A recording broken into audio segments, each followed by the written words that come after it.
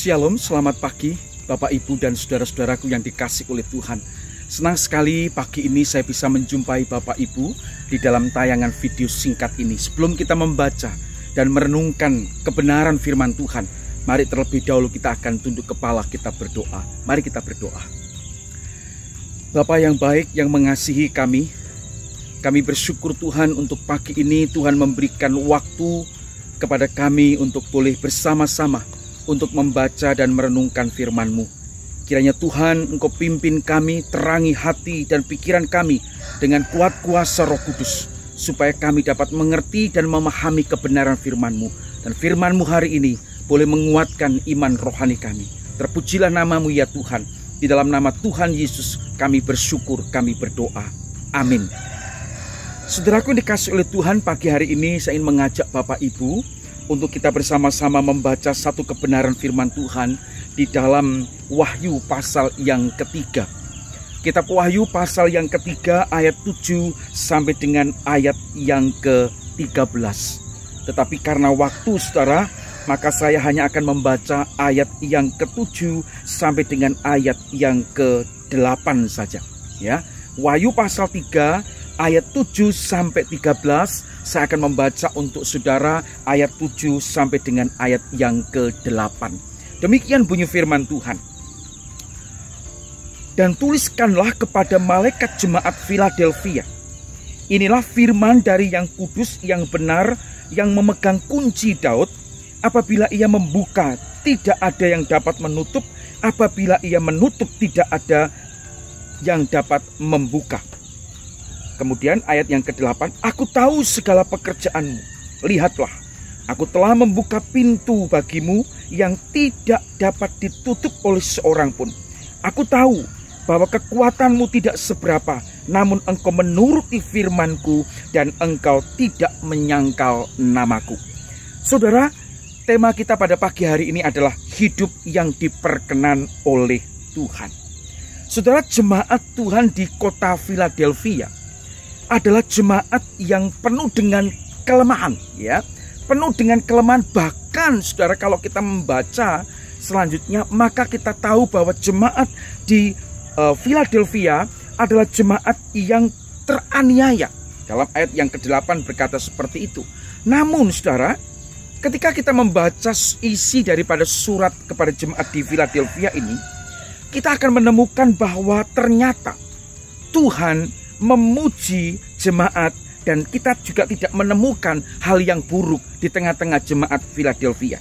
Malahan saudara, kalau kita baca dengan teliti, maka kita tahu di situ bagaimana Tuhan mengasihi jemaat yang ada di Philadelphia. Saudara, pertanyaannya adalah, sebenarnya apa yang membuat Tuhan sangat berkenan dan mengasihi jemaat yang kecil, jemaat yang lemah, jemaat yang teraniaya ini? Saudaraku yang dikasih oleh Tuhan, sesuai dengan arti dari kata Philadelphia, kata ini memiliki akar kata yang sama dengan kasih, yaitu philia, dan juga Delphia, saudara laki-laki. Jemaat ini sekali lagi dikasih dan disayang oleh Tuhan. Saudara, mereka dikasihi oleh Tuhan bukan karena mereka kuat, bukan karena mereka kaya, bukan karena mereka makmur. Karena Tuhan justru melihat dan menyatakan bahwa jemaat ini lemah, jemaat ini miskin, jemaat ini tidak berdaya, bahkan teraniaya. Jemaat ini dikucilkan, jemaat ini ditindas oleh karena apa? Ditindas oleh orang-orang Yahudi karena mereka mengaku Yesus sebagai Mesias dan menyebut Yesus sebagai yang kudus. Kenapa saudara? Karena bagi orang Yahudi, hal itu, yaitu sebutan itu, merupakan penistaan serius. Karena kata itu, yaitu kudus, hanya boleh diperuntukkan bagi Yahweh. Nah, saudara dikasih oleh Tuhan, maka orang-orang Kristen pada saat itu saudara dicap sebagai orang-orang yang sesat, sebagai orang-orang yang layak untuk dianiaya dan dibasmi. Saudara, apa yang menonjol dari jemaat di Philadelphia ini saudara?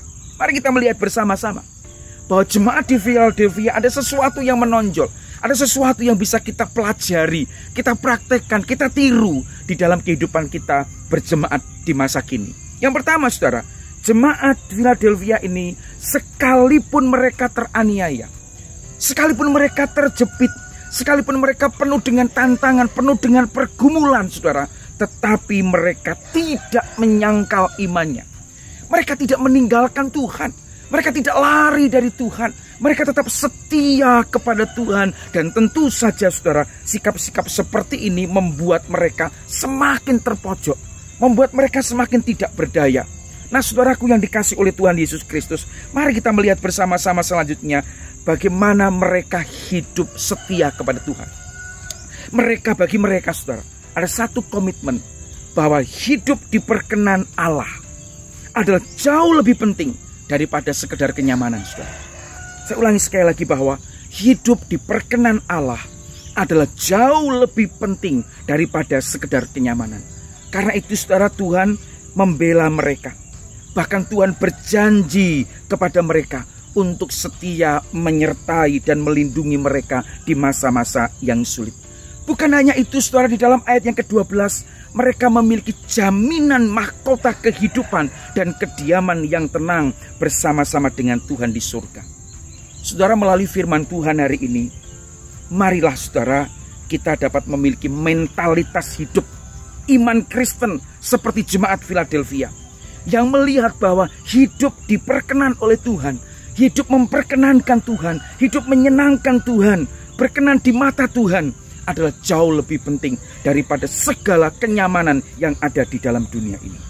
Hidup diperkenan oleh Tuhan tidak dapat dibandingkan dengan kekayaan, dengan keamanan dan kenyamanan hidup.